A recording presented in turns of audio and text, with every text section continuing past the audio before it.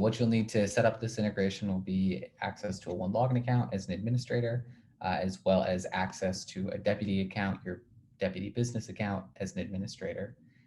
You'll see the prerequisites outlined in Deputy's help article for setting up single sign-on with Deputy, so you can follow the instructions there for some of those prerequisites.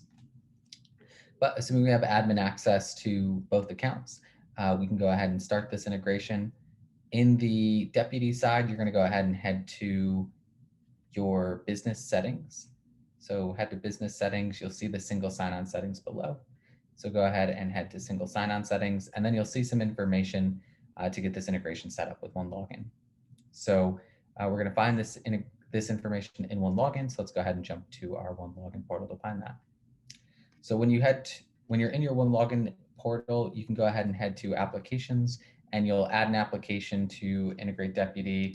Go ahead and search for our SAML Universal connector. That I already actually have it added. So I'm going to go ahead and head to that connector that I've added currently to my account. So if we go ahead and head to this connector, we'll see that we can change the name and the logo of this connector to meet Deputy's branding and make it really easy for our employees or users to find. And then if we head to our SSO tab, we'll actually see all of that information about our OneLogin account to input into Deputy. So if we jump back over to Deputy, we'll see, we'll find that information. So the identity provider login URL, that will be our SAML 2.0 endpoint. We can find our logout URL, that's going to be our SLO endpoint here. And then finally our issuer URL, that's going to be our issuer endpoint right there. And last but not least, our X509 certificate, we can find that here by clicking view more details. That'll take us right to our X509 cert that we can go ahead and copy over into our Deputy instance. Great, and then last thing, if we want to turn on just-in-time user provisioning, we can go ahead and toggle that on. I indeed did that, so you'll go ahead and add in the identity provider attributes that we'd be sending over to create that user. Two mandatory fields are the first name and the last name field. So in OneLogin, if we actually jump over to our parameters, we can create those user fields just like I did here. And we can create a first name field and a last name field to send over into Deputy.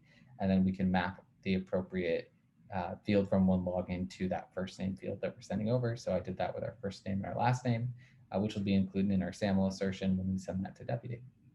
And then just like that, we're ready to go. We have our SAML integration set up. We can create new users on the fly. And then last optional setting here, if you wanted to, you would do this after testing to make sure your SSO integration was up and running. But if you wanted to disable users being able to sign in with their local username and password, you could check that box and select that.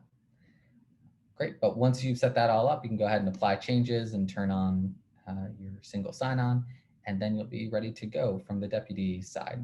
From the OneLogin perspective, we'll find that there is some configuration we need to do over here in regards to the audience ID and the ACS URL. These will be SAML endpoints that you'll actually be able to find the formatting for them in the help desk article itself. That will give you your formatting, and basically the majority of the information you're going to need to know is your Deputy subdomain there. So once you have all that information spelled out, you now have the integration up and running. The last thing to do would be to assign this application to a specific group of users. You can do that in OneLogin by assigning applications to a specific role so that your users then have that application in their portal. So I've done all this with a user already. So let's go ahead and see the user experience for that user. So now we can go ahead and jump into an end-to-end demonstration here. So we can go from our OneLogin account and sign into our OneLogin account here with that appropriate user account.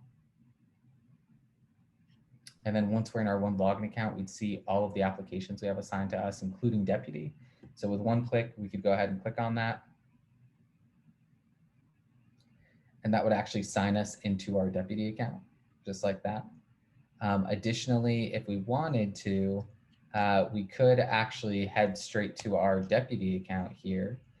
So instead of going through OneLogin and signing into Deputy, what we could actually do is head directly to our subdomain to sign in here. And then when we did that, that would take us straight to the Deputy login.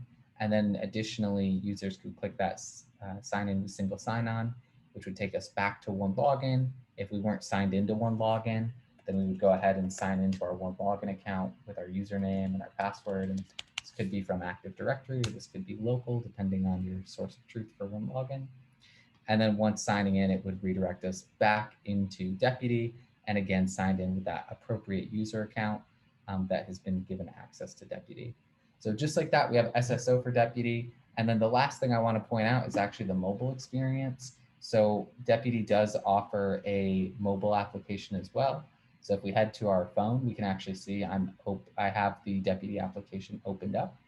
And then if you head to sign in with single sign-on, you can actually do that same kind of process where you specify your subdomain that you leverage for your organization. So typically the name of your company.deputy.com.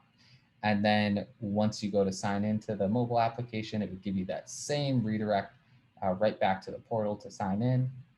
And then of course, we go ahead and type in our username and password, and then just like that, we would be signed into Deputy. Okay, perfect. And then once we've been able to authenticate to OneLogin, just like that, we're going to be sent back to the native Deputy application and then signed in with that appropriate user profile on our phone. And just like that, we have Joe Smith signed into his application, and now he could go in and do everything he needs to in Deputy just by being able to sign right in from OneLogin.